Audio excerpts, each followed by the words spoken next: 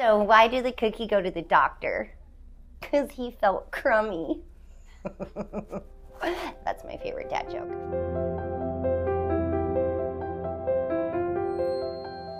So my name is Clarisa Harris. I have been at Insite since December of 2019. So that 2020, right before we all started going back to home. So it was kind of an interesting start. I was really grateful that I was in Florida at that time. And so I was obviously started on the consulting side. My expertise is definitely in training and quality. Have a real passion for training. So I had really cool opportunity to do a lot of different training projects. But then when the opportunity to come and launch the Engagement Center came about, I knew that was something that I really wanted to do. So I went and talked to Ken, and they offered me the position. And so we launched with just 30 agents and 3 supervisors. So it's kind of really cool to see where we've grown to today, in that, where we were small enough where I got to manage training and quality. And now we just promoted a new quality supervisor. So that's super exciting. I love Insite. I feel like I have a little family here. I've made a lot of really, really great friends. And just the opportunities and the challenges, it's never dull. Like, I feel like I'm always growing, I'm always learning. I have developed so many skills since I've been here, from, the consulting side, and even coming back to kind of the engagement, just my Excel skills. I've, been Yellow Belt certified since I started. I'm constantly learning new things, and I love the challenge. So I guess I wouldn't be if it was always, stale and dry, but it's not.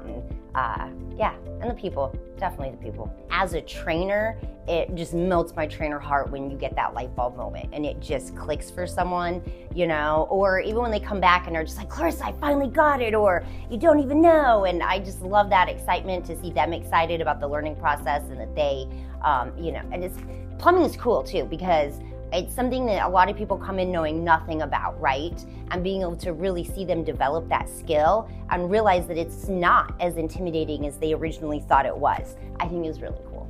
She's a fighter, she's a motivator, she never quits. I remember interviewing Clarisa when we started this, and she was the trainer. I'm like, we got to do this together, we're going to launch this together. And embodies what we're about as an organization. And she has inspired me to keep going whenever I'm down. I know she's inspired you. So Clarisa, there's a ton of words here. There's like 3 paragraphs. Great job, but you're awesome. Thank you. For #perseverance, for our value. Perseverance. I guess you persevere through hard times, good times even, right? It could be to strive, I guess, to succeed in your goals and your dreams, if you will. I don't know, my mom would probably say that I'm super perseverance because I'm just too stubborn to quit. I was away for Christmas, though. I was kind of sad that I wasn't had the opportunity to be here in person to receive it. But it really, really means a lot, just because, like I said, I've gone through a lot the last few years, and I always try to be super positive no matter what's going on. I guess the Southern girl in me, like, when life hands you lemons, make lemonade, kind of thing, which I do. I think it's important.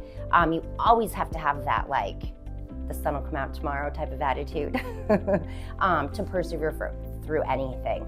And so I feel like I have to show that, especially being the trainer, right? It's like, again, this can be an intimidating process.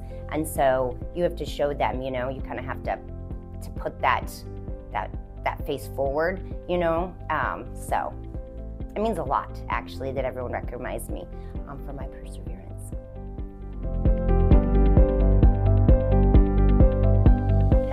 The last probably year and a half has been a lot of moments, if you will, right? Very, very, I don't know, it's been kind of a tough last year, so having a favorite moment is maybe going to be a little bit difficult to find. So I always try and look at the positives of things. And so after I got diagnosed with cancer and found out I was going to lose my hair, I decided to dye it purple. It was something I'd always wanted to do, but it really fries your hair, like when you have to bleach it like that and stuff. So not anything I was ever going to really do, you know? And I figured, well, if it's going to fall out anyway. So I took the opportunity and I dyed my hair purple. Ooh, probably not to be so hard on myself I don't know. Advice that I guess just I've always kind of lived by, this might sound super duper lame. I always really liked Cinderella, like when I was a kid, and still one of my favorite movies, just a classic. And she always talks about, like, there's the part where they're like bossing around, you know, and she's like, Cinderella, Cinderella, right? And she's like, well, there's one thing that they can't ever make me stop doing is stop dreaming. Well, there's one thing. They can't order me to stop dreaming. I think that that's really true, is the only person that can make you give up on your dreams is yourself. To travel more. Outside of the country. Well, I really want to go to Europe. I have a cousin who lives in Amsterdam, and so I'd like to go there, spend a few days, and then we have been talking about taking the train down to like Italy and staying for like a week or so. So just kind of doing, everything's so close over there, right? So you can do like a couple different countries even if you want. So that's my goal. I really want to go to Europe and see my cousin this year.